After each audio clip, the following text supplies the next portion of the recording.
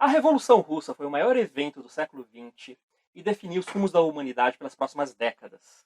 Pela primeira vez, um regime social se propunha a superar o capitalismo e a constituir uma sociedade socialista, harmônica e sem classes. Ela despertou o entusiasmo e a esperança de milhões de pessoas ao redor do mundo inteiro, que viam na Revolução Russa um farol e um caminho a seguir. No entanto, o sonho logo se transformou em pesadelo, com o regime social saído da Revolução de Outubro se transformando no seu contrário, uma ditadura burocrática terrorista que oprimiu por dezenas de anos milhares de pessoas. Por que isso aconteceu? O pecado da Revolução Russa estava, afinal de contas, na própria ideologia marxista? O capitalismo não pode ser superado, ele significa o fim da história humana? Para começar a obter respostas para essas perguntas e a entender aqueles grandiosos e complexos eventos, uma das melhores obras para isso, essa aqui, escrita por um dos seus principais protagonistas. Eu sou o Diego, professor, livreiro, tradutor e apaixonado por livros. Venham comigo entender a tragédia da Revolução Traída.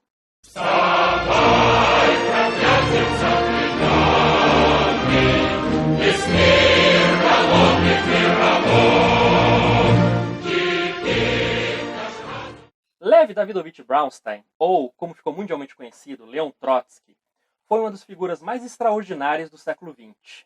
Nascido numa pequena fazenda na Ucrânia na virada do século XIX, cedo ele se uniu à luta contra o czarismo russo. Foi mandado para a Sibéria, onde escapou de forma espetacular, migrou para a Europa, onde fez parte do movimento marxista internacional e logo se destacou como um dos seus principais teóricos. Participou da Revolução de 1905, onde se destacou como um grande orador e um líder de massas. Foi preso novamente escapou. Emigrou por vários países da Europa e os Estados Unidos. Quando surge a Revolução de Fevereiro de 1917, ele volta para a Rússia, onde se une ao Partido Bolchevique e rapidamente se transforma num líder de massas. Após a Revolução de Outubro de 1917, ele logo se encarrega da defesa da Revolução. A Rússia, após a tomada do poder pelos trabalhadores, foi invadida por 14 nações armadas que apoiaram contra a Revolução Interna. E por causa disso, ela teve que se armar. E Trotsky foi o principal chefe dos destacamentos armados da Revolução. Ele foi o criador do Exército Vermelho, que venceu essa intervenção armada e a contra-revolução interna. Após a vitória na Guerra Civil, ele logo também se transforma num dos principais críticos do regime soviético e começa a organizar a luta contra a burocratização e o desaparecimento da democracia dos trabalhadores, que já estava acontecendo de forma acelerada na década de 20. Perseguido por Stalin, ele é mandado para um terceiro exílio, primeiro para a Ásia Central e depois expulso da União Soviética, onde começa sua última peregrinação por diversos países, até achar um que finalmente o aceitasse. E ele termina no México, no final da década de 30, onde continua sua luta política contra Stalin, até que é assassinado por um agente stalinista.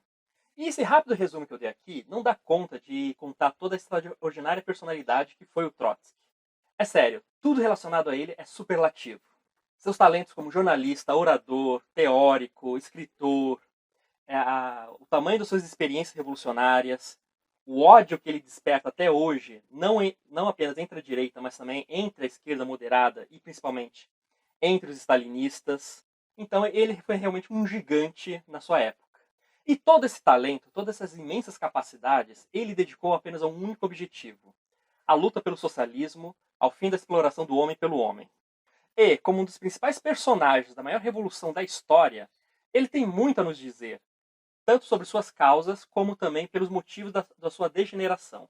E, como vocês podem ver aqui pela minha modesta biblioteca pessoal, ele escreveu muito sobre vários assuntos, principalmente sobre a Revolução, mas também sobre vários outros temas, né? Sociologia, história, movimento operário, filosofia, jornalismo.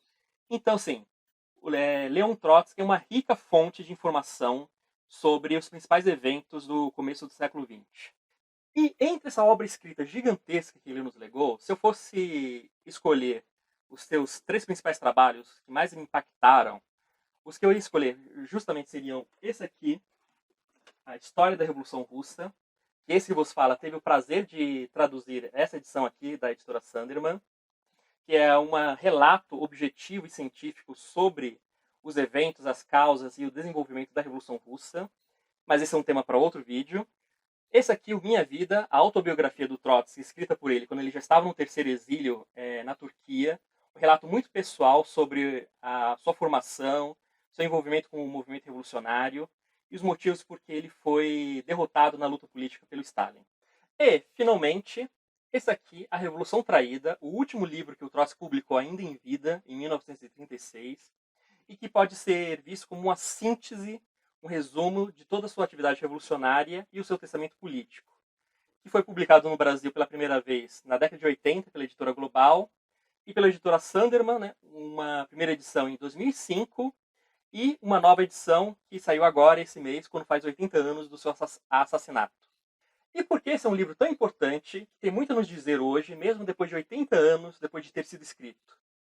Antes de tudo, porque é uma análise objetiva, séria e científica sobre o Estado soviético, sobre o seu surgimento, seu desenvolvimento, suas contradições e os motivos pela sua degeneração. Então, ele analisa com extrema objetividade a diferença entre o programa dos revolucionários russos de 17 e a realidade mais de 15 anos depois. Inclusive, ele aponta vários erros que os bolcheviques e Lenin e ele mesmo cometeram, né, algumas das suas ilusões logo no início da Revolução e que tiveram consequências para o posterior desenvolvimento do Estado soviético. Por exemplo, quando tomaram o poder em outubro de 17, os revolucionários russos acreditavam que a sua revolução seria apenas o prenúncio da Revolução Mundial. Nunca, em nenhum momento, nem mesmo Lenin acreditava que a Revolução Russa poderia se manter sozinha, isolada do mundo capitalista, por um período de 20 anos. Então, quando se viram frente a esse fato, que era totalmente inesperado para eles não tinham nenhum referencial teórico, nenhum mapa conceitual, nenhuma referência para seguir. Esse foi um dos motivos porque, por exemplo, até mesmo Lenin, quando começou a perceber os primeiros sinais do burocratismo no regime, não foi capaz de oferecer como alternativa senão medidas puramente administrativas. Mas, afinal de contas, qual foi o motivo por que o Estado soviético, ao invés de começar a desaparecer, como era a perspectiva dos revolucionários russos, continuou a crescer até se transformar num monstro que devorou toda a sociedade? Um dos principais motivos que o Trotsky aqui analisa de forma extensa foi que a Rússia era um dos países mais atrasados da Europa naquela época, com a imensa população rural vivendo na miséria, com uma indústria destruída pela guerra e que era incapaz de alimentar a própria população. Na década de 20, na Rússia, surgiram até mesmo casos de canibalismo. E sobre essa base de miséria, era impossível erguer uma sociedade socialista, pois o próprio Marx já falava que o socialismo seria uma sociedade com um nível de desenvolvimento material muito superior ao próprio capitalismo. Sendo então impossível construir uma sociedade socialista naquelas condições, o que estava colocado para a Rússia naquela época era tentar, pelo menos, alcançar, no prazo mais curto possível, pelo menos o nível dos países capitalistas medianos. E é essa miséria, essa escassez material que está a chave da degeneração da Revolução Russa. O Trotsky, para ilustrar isso, utiliza a metáfora do policial que organiza a fila. Imaginem um mercado onde as pessoas vão para comprar o que precisam. Se há o suficiente para todo mundo conseguir o que quer, não é preciso haver confusão, certo? Todo mundo vai lá, pega o que quer e vai embora. Mas, se há escassez de produtos, se não há papel higiênico para todo mundo, arroz para todo mundo, então as pessoas logo começam a brigar entre si para conseguir pegar o que precisam. E logo há uma confusão. Então, por causa disso, então é preciso que alguém comece a organizar a fila do mercado. E essa pessoa que organiza a fila do mercado é o burocrata. É o cara que vai determinar quem que vai conseguir levar para casa algo para comer e quem vai ficar sem. E, obviamente, o cara que organiza a fila, ele vai começar, primeiramente, separando coisas para ele, certo? O cara que organiza a fila nunca vai passar necessidade. Basicamente, essa é a essência do surgimento da burocracia soviética, que vai ganhar força justamente pela miséria e destruição da Rússia, que saiu da Guerra Civil e da Primeira Guerra Mundial. E o objetivo dessa burocracia, num quadro de escassez material, onde não há o suficiente para todo mundo, é sempre garantir para si o melhor pedaço. Então foi por causa disso, né, que a burocracia começou a crescer e a sufocar toda a oposição, até se transformar numa ditadura sobre todo o povo. E o cara que melhor encarnava as qualidades dessa burocracia foi o Stalin, que era um velho bolchevique, mas que não teve nenhum papel nos anos iniciais da Revolução Russa, mas que se sentia como um peixe na água nesse ambiente de burocratismo, de comando, de ordens autoritárias, de onde surgiu a burocracia russa. Então, a análise desse processo feito na Revolução Traída é muito interessante. E o Trotsky aqui mostra todas as suas qualidades, tanto de polemista quanto de cientista social, de um teórico rigoroso. Por exemplo, ao contrário da caricatura que a direita faz dos marxistas, ele coloca que, por muito tempo, mesmo nas melhores condições, que não eram as condições da Revolução Russa, mas por muito tempo depois de uma revolução socialista, o Estado que sai dela é obrigado, por exemplo, a recorrer à lei do valor, à lei da oferta e da procura, a ter que contar com elementos de mercado para regular as relações econômicas. A questão para os marxistas nunca foi abolir de uma só vez todas essas categorias, essas relações econômicas, mas sim orientar a sociedade para a sua superação. E esse é um processo que pode durar dezenas de anos. A grande questão é para qual rumo está indo determinada sociedade. Se para uma atenuação dos conflitos sociais ou se para um aumento da desigualdade. E o Trotsky, na Revolução Traída, mostra com vários exemplos, várias provas tiradas da própria imprensa soviética, como a União Soviética estava passando por um processo de aumento brutal das desigualdades sociais. E aqui ele mostra que não basta apenas a socialização dos meios de produção, mas também como se dá a repartição dos frutos do trabalho social. Se essa repartição está sendo feita de forma extremamente desigual, então a sociedade não está rumando para um rumo socialista, mas sim está fazendo renascer as velhas divisões, as velhas hierarquias. E também, através de vários exemplos práticos, o Trotsky também demonstra a incapacidade dessa burocracia, depois de um certo nível, de fazer a sociedade avançar. Então, fatos da vida soviética que depois se tornaram folclóricos, como a má qualidade dos produtos, a inadequação da indústria, o cinismo e a apatia da população, já eram evidentes nos anos 30, e o Trotsky analisa aqui pela primeira vez.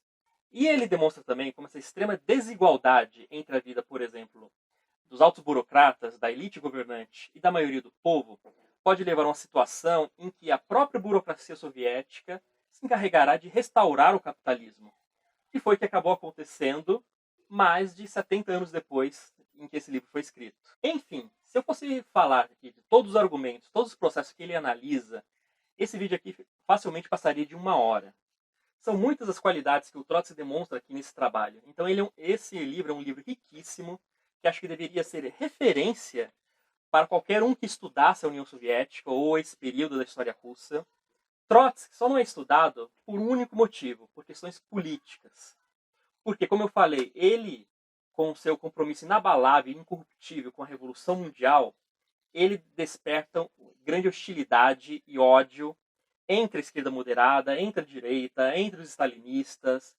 Então, isso faz com que, até hoje, mesmo várias décadas depois da sua morte, sua obra continue sendo considerada algo maldito. Mas tem uma coisa que eu gostaria de enfatizar aqui e que eu tinha esquecido, mas que revivi lendo esse livro para o vídeo. Que é exatamente esse compromisso, essa moral, essa paixão revolucionária que animava ele em todas as suas atividades. Então, como eu falei, esse aqui é um trabalho científico sobre a União Soviética, sobre o desenvolvimento das suas contradições, mas mesmo quando ele analisa de forma imparcial os processos da União Soviética, dá para se sentir pulsar a indignação do revolucionário quando ele fala da pobre operária soviética cujos direitos são espezinhados e é oprimida pelo alto burocrata soviético que expropriou todos os ganhos da revolução. Ou então falar com indignação das crianças abandonadas, das operárias que são obrigadas a se prostituir, ou enfim, da hipocrisia dos governantes soviéticos quando proclamam que eles estavam construindo uma sociedade sem classe, quando na verdade estavam estimulando a desigualdade a um nível nunca visto antes na própria Rússia. Então, a cada página desse livro dá para você sentir essa indignação que qualquer pessoa com senso ético possui. E eu acho importante também estudar com seriedade o que foi a União Soviética, seus processos e suas contradições, porque hoje, infelizmente, entre certos setores da esquerda, está havendo um renascimento do stalinismo. Ou seja, pessoas que olham para a União Soviética ou para outros estados como Coreia do Norte com uma certa simpatia, como se fossem esses estados que oferecessem uma alternativa ao capitalismo decadente de hoje em dia. E isso é uma coisa extremamente ruim, porque hoje em dia é impossível, por mais que os stalinistas tentem, esconder as atrocidades na União Soviética. A fome, a falta de direitos democráticos básicos, a repressão política, campo de concentração e tudo mais.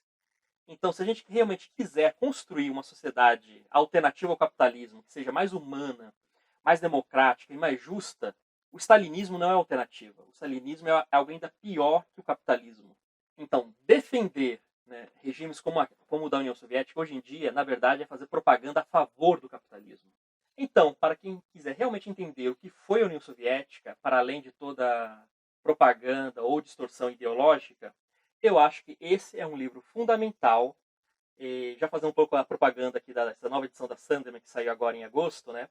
É uma edição belíssima. O destaque aqui é esse encadernado central de fotos, que inclusive contam o processo de falsificação stalinista da história. Então, por exemplo, nessas fotos oficiais aqui, né, o original era o Stalin com alguns de seus colaboradores, e à medida que esses colaboradores iam sendo presos, né, eles iam sumindo das fotos, das publicações oficiais, né, até que, por fim, sobrasse o Bigodudo.